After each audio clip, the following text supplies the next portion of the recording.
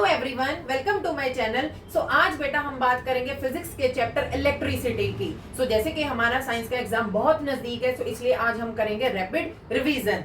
तो आओ अब हम बात करेंगे, हमारा चैप्टर कौन सा है, इलेक्ट्रिसिटी। सबसे पहले हम बात करेंगे करंट, या हम बोल सकते हैं इलेक्ट्रिक करंट। ठीक है, so what is current? So it is defined as rate of flow of charges. So definition क्या है करंट की? Rate of flow of charges. इसको हम कैसे डिफाइन करेंगे? I is equal to Q divide by T. अब ये जो डेफिनेशन है ना बेटा, ये हम सीधा इसके फॉर्मूले से भी याद कर सकते हैं इसको। सो I स्टैंड्स फॉर करंट। ठीक है, सो करंट का सिंबल क्या है? I, Q stands for charge, T stands for time. So अब देखिए यहीं से हमारी ये डेफिनेशन है जो बन जाएगी। So current is defined as rate. अब बेटा रेट का मतलब क्या है? ये थोड़ी है यार कि सब्जी लेने गई हूँ भाई इसका रेट क्या है, नहीं वो वाला रेट नहीं है।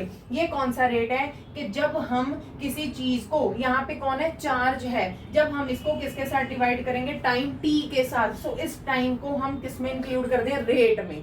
Understood? So rate of flow of charges is defined as current या इज कॉल्ड करंट। सो अब बात आएगी कि जो करंट है कैसे कॉन्स्टिट्यूट होता है। हमने बोल दिया चार्जेस, तो चार्जेस तो बेटा दो तरह के होते हैं, पॉजिटिव एंड नेगेटिव। तो बेसिकली क्या होता है कि अगर इलेक्ट्रॉन्स का फ्लो है तो वो क्या है कि इलेक्ट्रॉन्स बीइंग नेगेटिवली चार्ज वो मूव करेंगे टुवर्ड्स द पॉजिटिव एंड। और अगर तो ये हो गया करंट। एक और होता है बेटा कन्वेंशनल करंट, जो क्या होता है इसका ऑपोजिट होता है। Understood? Now we will discuss the SI unit of current. So SI unit of current is ampere and its symbol is capital A. After that SI unit of charge, coulomb. So the symbol of coulomb is capital C. After that SI unit of time, that is seconds, denoted as small s. So what we have discussed, current is defined as rate of flow of charges. Symbol of current is capital I, charge Q and time T. SI unit है जो current का ampere है, charge का coulomb and time seconds. And बेटा जो भी हमने ये एब्रीविएशंस यूज की हैं that should be as it is. Small a या स्मॉल सी हम कंसीडर नहीं करेंगे। ठीक है, आफ्टर दैट एक इंस्ट्रूमेंट या हम डिवाइस कह सकते हैं that is use to measure electric current, that is called ammeter. Okay, so ammeter क्या है? Instrument that is use to measure electric current. Now we will discuss, जैसे हमने की है करंट की डेफिनेशन, अब हम करेंगे कि डिफाइन 1 एम्पियर। अब इसकी जो डेफिनेशन है बेटा हम उसके फॉर्मूले से निकाल सकते हैं। कैसे? हमें पता है कि I equal to Q divide by T है एंड आई हैव सेड कि we have to define 1 ampere.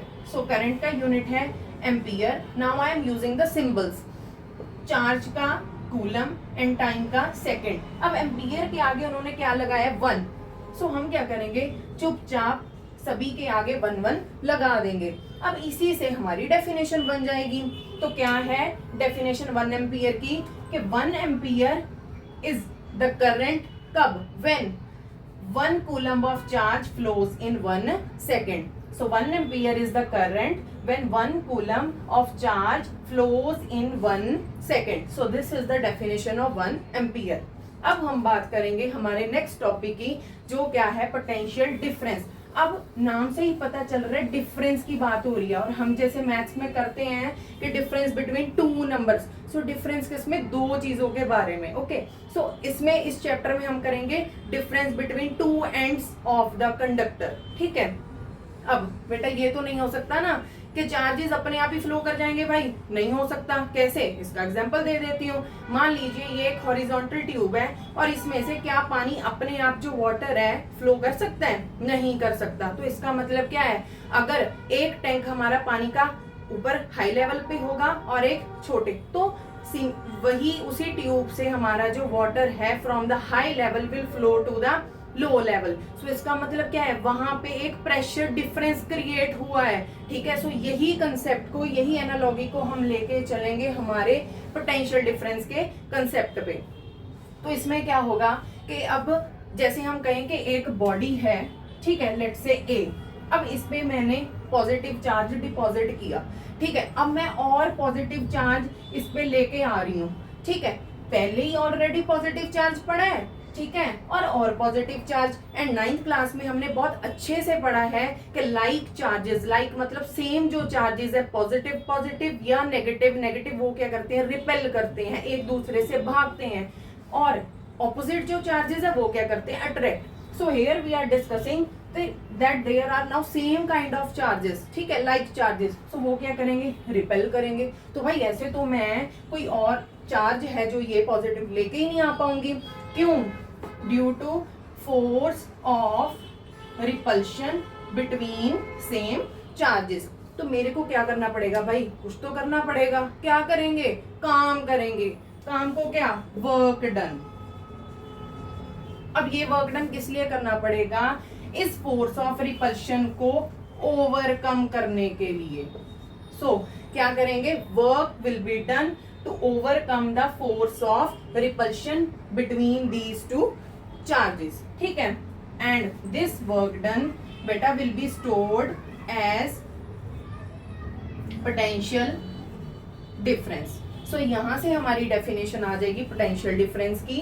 Potential difference is denoted as capital V and इसका फॉर्मूला है V equal to W divide by Q। So definition क्या बन गई, potential difference between two ends of the conductor is defined as work done to carry a charge from one end of the conductor to another. Is that clear.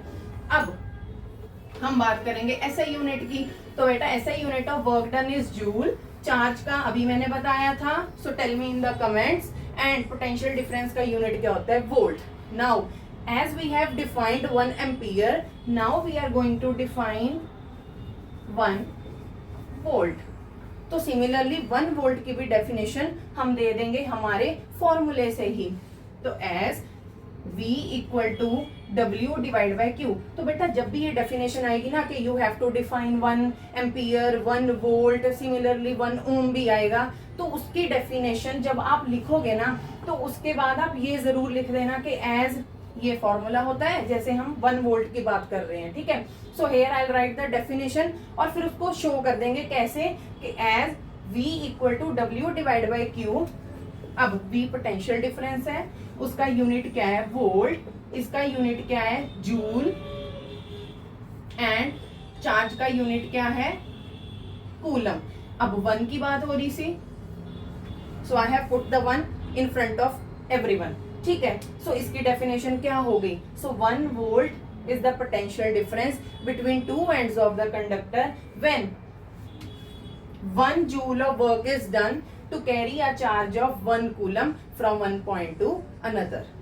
अब the instrument या device used to measure potential difference is voltmeter। And याद रखना बेटा, ये जो volt meter है हमेशा ये कंडक्टर के दो एंड्स में कैसे दिखेगा, पैरेलल में, ठीक है। अब बात की है पैरेलल की, तो वो भी हम बहुत जल्दी करने वाले हैं, parallel and series combination. So now we are going to discuss about the topic Ohm's law, that is most important और ये पेपर में आता ही आता है।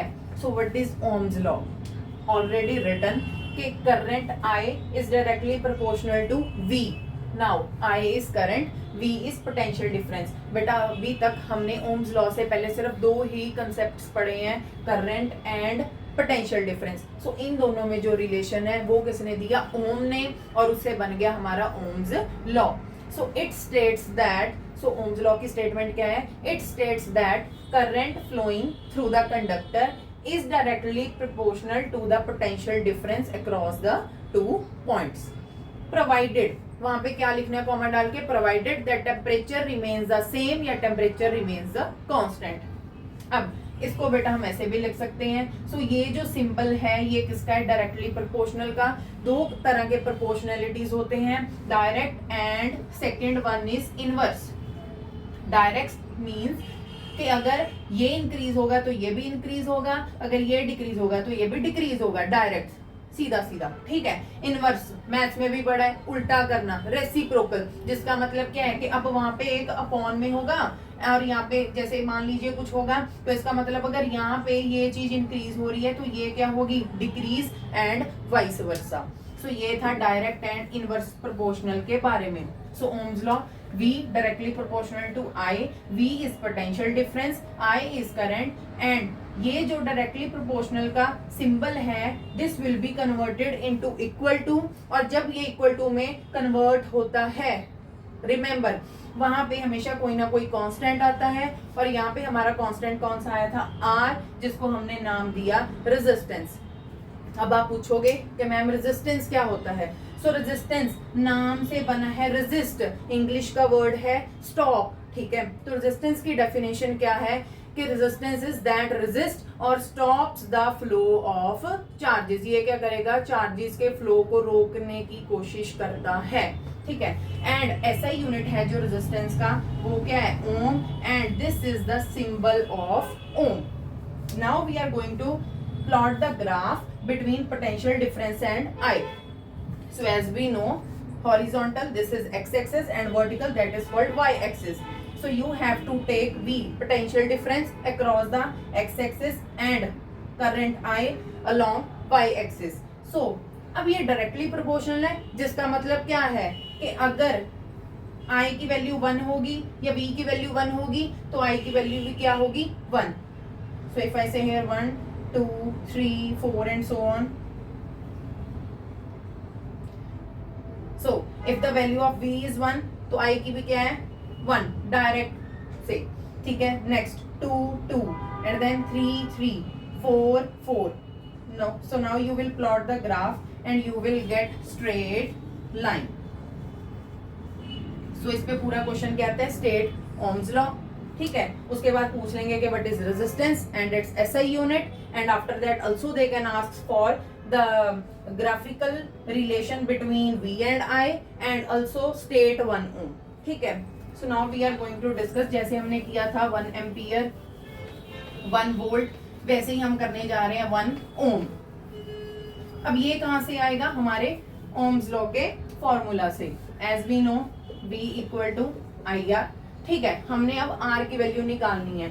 So I and R are multiplied with each other, ठीक है। सो I मल्टीप्लाई में उधर जाके क्या हो जाएगा, divide, so we get the formula for R, that is resistance, R is equal to V upon I. Now we are going to discuss the definition 1 ohm. तो यहीं से क्या लिखोगे फिर से, as R equal to V upon I, then we will write the units. So resistance का unit हो गया ओम, पोटेंशियल डिफरेंस का वोल्ट, एंड करंट का एम्पियर.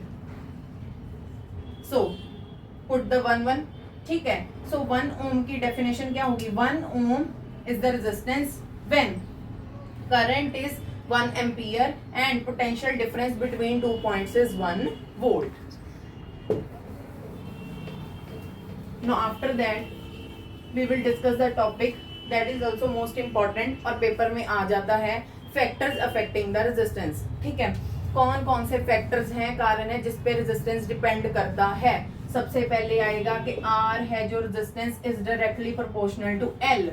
L क्या है, लेंथ, कि अगर लेंथ वायर की इंक्रीज करेंगे तो रेजिस्टेंस भी इंक्रीज होगा, अगर ये डिक्रीज करेंगे तो ये डिक्रीज होगा. Second, R is inversely proportional to area. ठीक है, already discussed directly proportional and inversely proportional. So इसका मतलब अगर एरिया इंक्रीज होगा तो ये डिक्रीज होगा and vice versa. Third point, resistance also depends on the nature of material, कि जो हमारी वायर है उसका मटेरियल कैसा है. ठीक है, so the factors on which resistance depend is resistance is directly proportional to length, resistance is inversely proportional to area, and it also depends on the nature of material of wire. So now combining these two, ठीक है, you will get R proportional to L and A divide में. फिर से ये proportionality sign को हम equal to में convert करेंगे, we will get their constant. अब कांस्टेंट कौन सा होगा, ये ऐसा जिसको क्या बोलते हैं, रो। रोने वाला रो नहीं है, ये RHO रो है, ठीक है। So R equal to rho L divide by A, so we have got our next formula. And बेटा ये जो फॉर्मूला है R equal to rho L by A, इस पे न्यूमेरिकल्स आते हैं, सो वो अच्छे से आप कर लीजिएगा। अब हम बात करेंगे resistance in series and after that we will discuss resistance in parallel. अब दो तरह के कॉम्बिनेशन होते हैं, एक सीरीज कॉम्बिनेशन और एक क्या होता है, पैरेलल कॉम्बिनेशन। सीरीज का मतलब क्या है कि जैसे this is the symbol of resistor, ठीक है, ये इसका एक एंड है A and this is other end B। अब इसी एंड से हमने एक नेक्स्ट रेजिस्टर अटैच कर दिया, तो मतलब ये कौन सा कॉम्बिनेशन हो गया, सीरीज। तो सीरीज का मतलब क्या है, end to end, okay. And what is parallel combination, जब दो या दो से ज्यादा रेजिस्टर्स कैसे कनेक्टेड होंगे, पैरेलल में। सो लेट्स से ये है, फिर उसके बाद ऐसे and so on. So now we are going to discuss, we have to calculate resistance in series combination। तो ये question resistance in series and resistance in parallel, ये काफी इंपॉर्टेंट टॉपिक्स हैं, ये भी हमारे एग्जाम में आते हैं, सो ध्यान से कर लेना। So these are resistors R1 R2 and let's say एक और रेजिस्टर ले लेते हैं R3, और ये पूरा बेटा आप अपनी बुक्स में देख सकते हो, इसका पूरा डायग्राम आप बना लेना। Now firstly we have to consider और let there, okay. So we will take a consider या let resistors R1 R2 and R3 that are connected in series combination, ठीक है।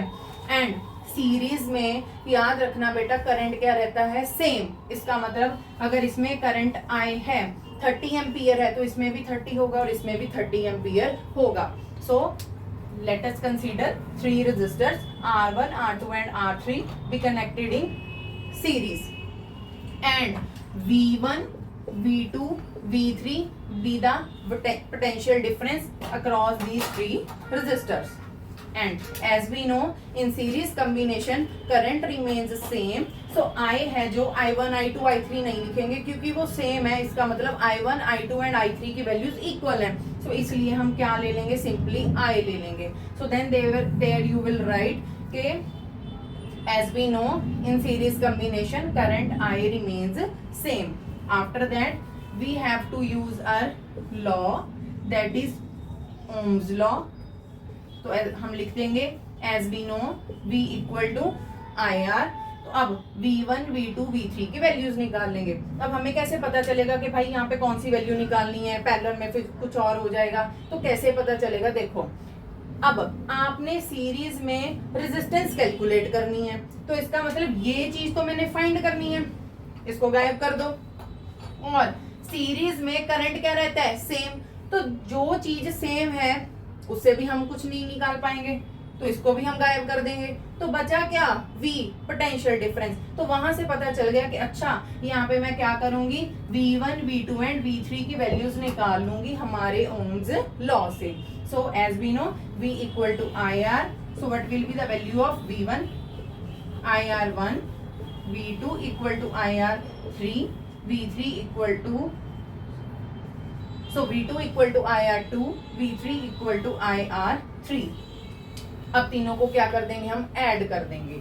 सो एडिंग इक्वेशन 1 2 एंड 3 लिख देना आप वहां, and what we will get, V1 plus V2 plus V3, और ये किसके इक्वल होगा, V जो पोटेंशियल डिफरेंस है पूरे कंडक्टर के अक्रॉस, ठीक है। Now put the values, V की value IR, V1 IR1 plus IR2 plus IR3। Now साफ दिखाई दे रहा है बेटा, यहाँ पे I क्या निकाल लेंगे हम, common. So you will get R1 plus R2 plus R3 and here IR।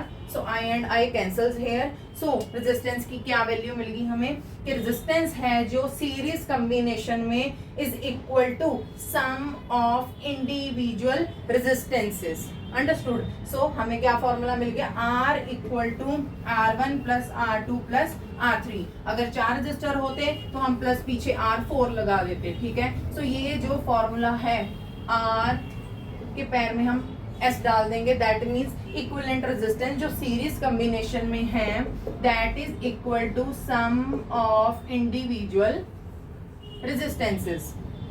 And जब हमारे पास वो आएंगे सर्किट डायग्राम्स के क्वेश्चन आएंगे, so we have to use these formulas. Okay. Now we are going to calculate resistance in parallel combination. अब उसका opposite हो जाएगा. अब याद कैसे करना है, P for parallel, P for potential difference. तो वहां से पता चल गया. अगर कभी कंफ्यूजन हो जाए ना कि सीरीज में कौन सेम था या कौन नहीं था, तो पैरेलल वाला हिंट याद रख लेना कि P for parallel, P for potential difference. तो यहां से पता चल गया कि पैरेलल में पोटेंशियल डिफरेंस क्या रहता है, सेम. और सीरीज में हमें पता चल गया ऑटोमेटिकली कि क्या सेम रहेगा, करंट. सो कैसे स्टार्ट करेंगे, तो वो डायग्राम अभी मैंने डिस्कस की थी. So name them R1, R2 and R3 and उसको आप बेटा पूरा कनेक्ट कर लेना विद द बैटरी. ठीक है. Now potential difference remain same. So उसको मैं क्या ले लूंगी, capital V. Resistors R1, R2 and R3 and now the current will be not same. So I1, I2 and I3. So कैसे स्टार्ट करेंगे, resistance in parallel combination के consider 3 resistors of resistance R1, R2 and R3 that are connected in parallel combination. ठीक है. and let I1, I2, I3 be the current across these 3 resistors. As we know, potential difference in parallel combination remains same. After that फिर से हम लगा देंगे हमारा Ohm's law, V equal to IR. अब फिर से वैसे ही दिमाग लगाएंगे. R मैंने कैलकुलेट करना है, V क्या है, सेम. तो बचा कौन, I. सो दैट मीन्स इस ओम्स लॉ से हम किसकी वैल्यू निकालेंगे, I की. So what is the value of I equal to V upon R. So I1 equal to V upon R1 and similarly I3 equal to V upon R3. ठीक है. Now adding these 3 equation 1, 2 and 3 and here I'll take I. so I की value V upon R, I1 V upon R1, V upon R2 and so on ऐसे. ठीक है. अब यहाँ पे V क्या निकाल लेंगे हम, कॉमन. अब V upon R as it is. V जब बेटा कॉमन निकालेंगे तो R1, R2 and R3 divide में है, अपॉन में है. सो इसलिए गलती से भी ऐसे मत लिख देना, वो गलत हो जाएगा. So you have to write 1 upon R1 plus 1 upon R2 plus 1 upon R3. V and V cancels. So you get 1 by R. इसमें आ गया पैरेलल कॉम्बिनेशन में equal to 1 upon R1 plus 1 upon R2 plus 1 upon R3. So this is our formula. ठीक है. किसके लिए, resistance जो किसमें है, पैरेलल में. अब ध्यान से देखिए कि ये जो R1, R2, R3 हैं ये 1 अपॉन रेसिप्रोकल में आ रही हैं. सो हम कैसे इसकी अब वो लाइन लिखेंगे, डेफिनेशन लिखेंगे कि जो रेजिस्टेंस है पैरेलल कॉम्बिनेशन में वो किसके इक्वल आ रही है, अब sum of reciprocals of individual resistance. Understood. तो फिर resistance in series and parallel का ये जो फॉर्मूला है बेटा, इनको यूज करके हम वो क्वेश्चंस सॉल्व करते हैं. After that joules law of heating.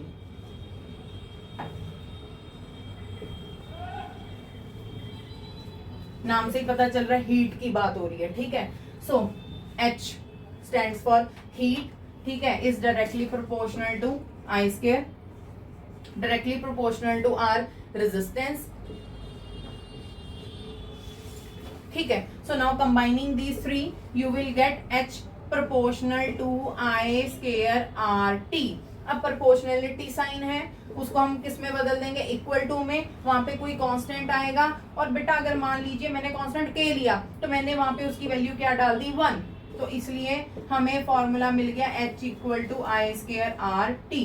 So this is the formula based on Joule's law of heating. तो इस पे डायरेक्ट न्यूमेरिकल आ जाता है कि वो हमें वैल्यूज दे देंगे, और जो एक मिसिंग वैल्यू होगी you can find through this formula.